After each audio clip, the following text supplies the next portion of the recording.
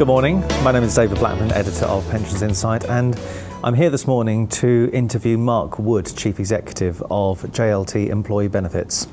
Good morning, Mark. Good morning. You were quite critical of Steve Webb's proposals around switchable annuities, which appeared at the beginning of last month, particularly in the light of the FCA's recent report into this market. What do you see as the way forward for annuities? Well, first of all, I just need to clarify my response to the Minister's observations on annuities.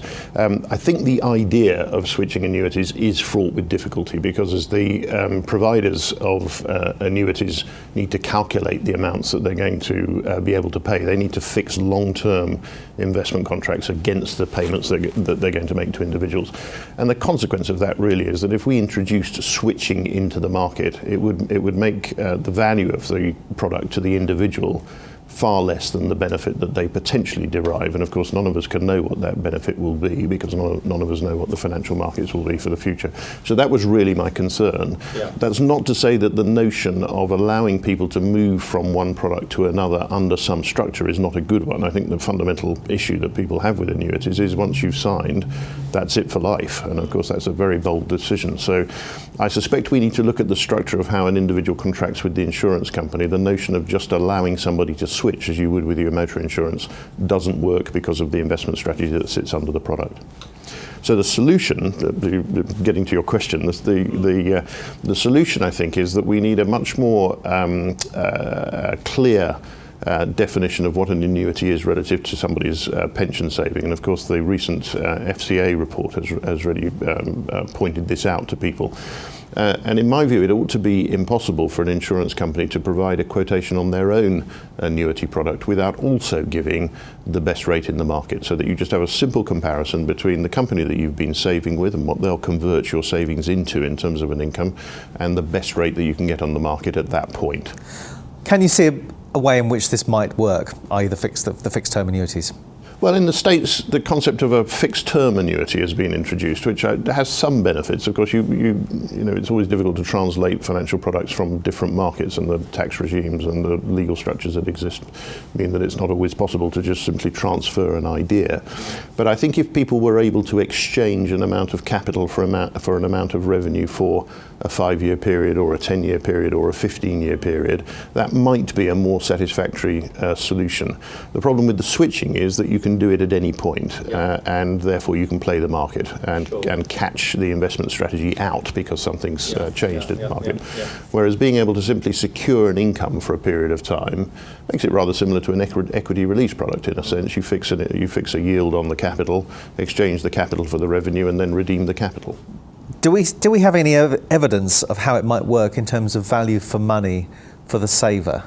Well, again, I think the problem is that one's looking forward to investment markets for the future. The big unknown for people planning for retirement at the moment is the level of inflation. And of course, because the consensus is that inflation is low and will remain low, whereas the reality for most of us is that the things that we actually spend our money on are going up in price, and therefore we're experiencing a level of inflation which is not tracked by either CPI or RPI. It's CPI and RPI are counting inflation on some items of expenditure, but not typically what people spend their weekly wages on. It's difficult to think of a financial product that enables you to immunize yourself against the rising costs of the things you actually need to buy. And so the idea of being able to take a contract for 5 years and then recalibrate that contract becomes quite attractive because we've got this sort of slightly artificial environment in terms of the cost of living and measuring the cost of living and translating that into a financial services product. This would permit people to make a decision based on their current circumstances. Correct. JLT's been expressed a lot of interest in enhanced annuities. If more people take out enhanced annuities, is there not a risk that those unable to take advantage of this will see dramatically reduced annual payments? Yes, the parallel I draw here is with motor insurance when Direct Line was launched. So when Direct Line came into the motor insurance market, they introduced the concept of underwriting a motor insurance risk. Previously, the rates were very broad tables and they were rarely changed. And that was the innovation that was brought into the market. And I think enhanced annuities will turn out to be an early version of an underwritten annuity market. So rather than just take a broad estimate of what somebody's life expectancy is going to be and quote them a single life or a dual life or an index linked or a level payment contract, it will be an underwritten contract that looks much more closely at an individual's circumstances. And I think we'll see the market evolve to a level where individuals answer a progressive number of questions depending on their own characteristics. So, for example, if you're completely clear in terms of health, you'll answer 4 or 5 questions and a quotation will be given. But if one of the answers to those questions triggers the fact that you may benefit from answering a series of questions about your smoking history or your blood pressure or some other element of your personal characteristics, then the underwriting will give you a more precise quote. And I think that's the way in which the market will operate, and therefore this debate about how can you have more than half the market being enhanced disappears, because the whole market becomes underwritten. I think quite quickly we're moving to a point where we'll have an underwritten annuity market with prices reflecting individuals' life expectancy. You've talked about the idea of a spot price for annuities. Can you explain the benefits of publishing such a spot price, and can you explain how this would work? Well, as a big annuity broker, the big problem we have is that we get a quotation for a client, and we then go back to the insurer to confirm the quotation, and the quotation often changes. And so the notion of a spot rate is that just as you would buy currency, and you know that the quote that you're getting is a quote you can trade at, and it wouldn't be bettered by going to the counterparty that you're trading with and negotiating, as it were. So we should see the annuity market work in that way, so that an insurer puts a price up, which is the price that they'll trade at, not a price which is an indication designed to enter into a conversation to then establish a quote. We find typically with larger annuity packs that we'll go around 2 or 3 times before we're confident we've got the right rate. That makes the expense of an individual surveying the market really quite demanding. I mean, it can be quite a serious reduction in yield in terms of the fee that's paid to the broker to achieve the best price. So I think simplifying all of that process and having rates that are put into a central repository so that people can access those rates and know that they can trade on them for a range of values. I mean, clearly they're above a level, there'll still be an individual market where the appetite of an individual insurer will become critical to the rate that's offered, but within a range which will cover the vast majority of people, a spot price would seem to me to be quite a realistic aspiration. Turning to de-risking, obviously a big area that you have massive experience in. What do you believe are the prospects for the de-risking market for the rest of this year, and are we likely to see a record level of bulk annuity transactions as many people are predicting? Yeah, well, I think de-risking broadly breaks into 3 components. So there's the de-risking that companies undertake by making offers to individual members, and so we're seeing an increasing number of pension increase exchanges or enhanced transfer value exercises taking place. Secondly, people are buying annuities into their pension scheme so that they insure an element of their liabilities, and then thirdly buyouts. And the combination of buoyant equity markets and quantitative easing coming off has created an extraordinarily competitive market. And the last quarter of last year, I think, was probably the busiest 12 weeks that we've seen in the bulk market ever. If I think I'm quoting the records correctly, if I say that up to the 30th of September last year, the market had already exceeded the previous year, and in the full year the market was larger than the whole of the previous 4 years. So it's a very significant step up in volume. Some are talking about a pipeline of £15 billion worth of transactions for 2014. I think our estimates are more like 10 to 12, but even that would be pretty much double what we've seen this year. So the bulk market, I think, is likely to develop very rapidly. We're aware of 3 or 4 new insurers who are planning to come into the market, and that will make the market more competitive. So it's a great time for pensions managers and finance directors to be examining the chances of moving that liability off balance sheet in its entirety. There are many companies, and particularly the very large schemes, who are using buy-ins to slowly manage down their longevity risk and their investment risk. And again, I think the market will be boosted by the fact that there'll be several 200, 300, 400 million pound transactions where an insurer is writing a block of business coming in. And the way in which the market is being priced is changing as well, because I think increasingly we're seeing the sponsoring company and an insurer agree a price at which they'll trade, and then they wait for the market to be able to deliver that price, and then they trade. Whereas previously we've seen people make the decision to buy out, and then the length of time that it's taken to secure quotations has dictated when the transaction has taken place, which is not always optimal as far as the market is concerned. So the way in which the transactions are taking place is changing as well.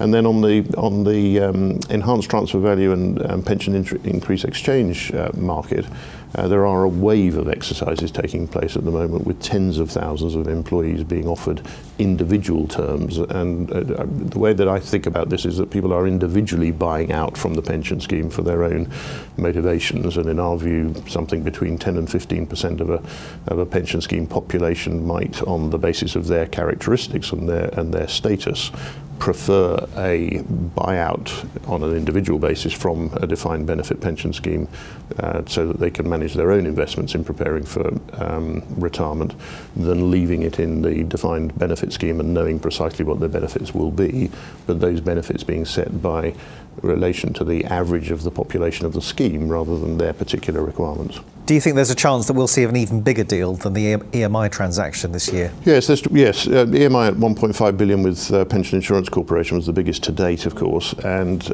I think we're seeing speculation that there'll be a transaction of £3 or £4 billion this year. So that clearly nudges the total. A single transaction? A single transaction, yes. And we've got at least one insurer who has expressed a firm appetite to do a trade at that volume. Now, the conventional wisdom, of course, has been that gives an insurer too much concentration risk, one block of business of that size. But of course, with the annuity market accelerating at the rate of perhaps 12% compound per annum, the individual annuity books of the largest annuity writers are very, very substantial and growing.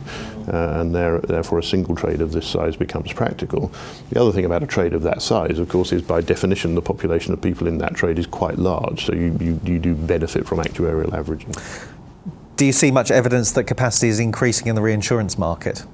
Yes, I do. The Hanover Re, of course, have dominated the market as it's developed, and as is the case with any market, when one entity finds it possible to make a success in that market, it attracts competition in, and I think we're in that phase now where both on primary insurers and reinsurers are examining the market and establishing whether there is merit in coming in. Do you believe the government was right or wrong not to press ahead this year with its proposed pension charges cap? It's a really difficult thing, this, isn't it? The charging cap, in a sense, I think is shooting at the wrong target. The issue is that people need to be able to make sure that they get good returns over a period of time. And if those good returns are net of a high charge, but they're nonetheless outstanding returns, then clearly the individual is benefiting. If the returns are appalling, but the charge is very low, the individual's losing out. So I think this is an area that's fraught with difficulty. I think wisdom was shown in withdrawing the implementation of the cap for one simple reason, and that was that there was no consensus as to what the right level was or how it would be implemented. And the implementation timetable on top of all of the work that's being done around aligning GPPs with auto-enrolment would probably have been too great a strain on the industry as a whole, particularly the insurers. I think when we reflect on auto-enrolment, one of the surprises I think that everybody has experienced in the auto-enrolment is just how many idiosyncrasies there are in the way in which people deal with their payrolls and their pension structures within companies. And layering auto-enrolment systems onto established payrolls with established pension conventions has been hugely complicated. We've assessed just over 1 million employees and have just over 500,000 employees using BenPal within auto-enrolment across a vast range of different companies.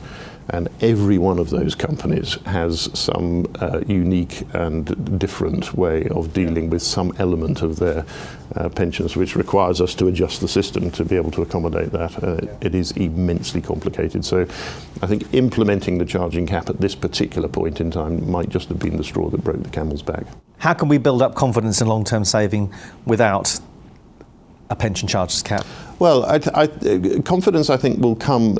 This the new annuity market review, I think, is very important because when you get to the point of wanting to draw on the savings that you've accumulated during your lifetime of working, you want to be confident you're making the right decision, and the evidence is absolutely irrefutable and is well expressed in the FCA report. By simply flipping from the savings contract that you've had through to that company's annuity, you do not get best value. Or if you do get best value, it's by chance. It's more likely that you'll get the best value by surveying the market. So that's a very important element, and I think this review that we're about to embark upon needs to be done relatively swiftly, and it needs to be quite conclusive. And in my view, it probably will involve some legislation because it will become. I think it's necessary to impose an obligation to not simply offer the price of flipping from one big brand savings contract into the same big brand's annuity. I think the consumer almost needs to be forced to look at the market. It's very curious that with motor insurance we are all instinctively aware that we go online and we put our bits and pieces in and we get a quotation, and yet with a much bigger transaction, buying an annuity, because it's something to do with pensions which are complicated, somehow we resist that notion, and we need to get to the point where we look at the market in the same way. So that will build confidence, I think, that report. As people get better engaged with pensions, does that mean they'll be in a better position to make that decision when they reach 65? Yes, although getting to 65, I think, will be less and less important. It will be 67 or 69 or 70 or 75 or 82, as my mother was telling me the other day. No, I think we've got to accept that this glorious period that we live in, where medical advances have meant that we live longer, healthier, does have an impact on the way in which we work, and it's very, very interesting looking at the unemployment statistics that have just come out. The number of, I think it's 18% of the workforce work part-time. A good proportion of those are over 60, and the vast majority of those people want to work more time. So I think we will see a greater shift to non-standard hours working contracts, probably lower than the typical sort of 35-hour contract, and people perpetuating their working practices 60, 65, 70, 75. And that means that the pension is the bit at the end. And I think we've sort of lost the idea that a pension is how you finance the non-working final phase of life. It's become a sort of equivalent of growing up and being a student or starting your work, the bulk of your working career, and then another third. We talk about the third age, don't we? I'm not sure that's a concept that stands financial scrutiny. What's your assessment of the auto-enrolment rollout so far? Are you still concerned about contribution rates? So far so good, and too early to judge. I think the difficulty is because this tiny little skim comes out of people's pay packets, nobody really notices it. And certainly putting 1% of your remuneration into contention with current consumption is not really a debate. Everybody knows they should save more. So if I'm forced to save 1%, that's fine. When we get to 5, 6, 7, 8%, or the 18% that is required on average across a career to make a contribution equivalent to providing a defined benefit pension plan, then the deferment of consumption becomes a real issue. And I think we're only going to know really whether compulsion is working when we get to the levels of contribution that are already in existence in Australia at the sort of 9, 10, 11% level. It's very interesting in Australia. When compulsion was introduced in the early 90s, if I remember correctly, the savings rate overall for the population was 12%, and the compulsion rate was set at 9%. When a survey was done 3 years later of how much people were saving, they discovered that the population as a whole was saving 9%. So people had inferred from the fact that the government had set 9% as a saving level that that's all they should save, even though the average previously was 12%. So it was of those saving was 12%. So the danger is that we get people inferring that 1%, 2%, 3% is the right level of saving to provide for a pension. Of course, it will never be. It has to be very materially higher than that. So I just simply think it's a great start. I think we've seen a lot of very good examples of outstanding communication to people. I think the general awareness of the need to save has gone up, so it's achieved all of its short-term goals, but we'll only really know if it's working from a fiscal point of view in a few years' time, when we get the contribution rates up to a level where they're making a serious impact on people's ability to finance retirement. finally, were you thinking about your vodka swilling daughter, who you referenced, of course, in your interview with Pensions Insight this time last year, when you commissioned your recent research about the link about drinking and savings rates? Well, it's interesting. I was with my vodka swilling daughter the other day, and she's still swilling vodka, I'm happy to report. That survey that we did, or that piece of analysis that we did, was really trying to capture a way of conveying to people the power of compound interest, and we were trying to come up with a way in which you could understand very intuitively, if I don't have a pint of beer today, how many pints of beer can I afford in retirement? And I think the notion of setting aside a bit of money now in order to enjoy something you enjoy today, tomorrow, is really at the heart of why people pension plan. So that was the whole concept of it. And this, this notion that compound interest is the most powerful force in nature, the most difficult thing to conceive arithmetically, and yet if you don't track it, it runs away with you. If you can flip that to the benefit of saying, so if I save on the same basis, my savings escalate, then that's a big part of getting the message of the importance of saving across. Mark, thank you very much.